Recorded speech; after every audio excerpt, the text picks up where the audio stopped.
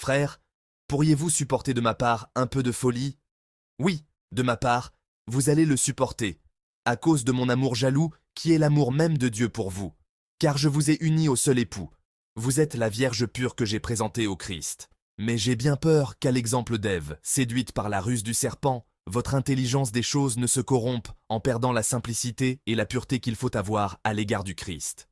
En effet, si le premier venu vous annonce un autre Jésus, un Jésus que nous n'avons pas annoncé, si vous recevez un esprit différent de celui que vous avez reçu, ou un évangile différent de celui que vous avez accueilli, vous le supportez fort bien. J'estime, moi, que je ne suis inférieur en rien à tous ces super apôtres.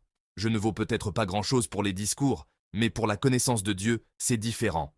Nous vous l'avons montré en toute occasion et de toutes les façons. Aurais-je commis une faute lorsque, m'abaissant pour vous élever, je vous ai annoncé l'évangile de Dieu gratuitement?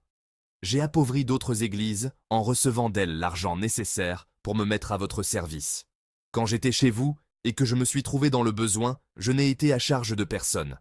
En effet, pour m'apporter ce dont j'avais besoin, des frères sont venus de Macédoine. En toute occasion, je me suis gardé d'être un poids pour vous. Et je m'en garderai toujours.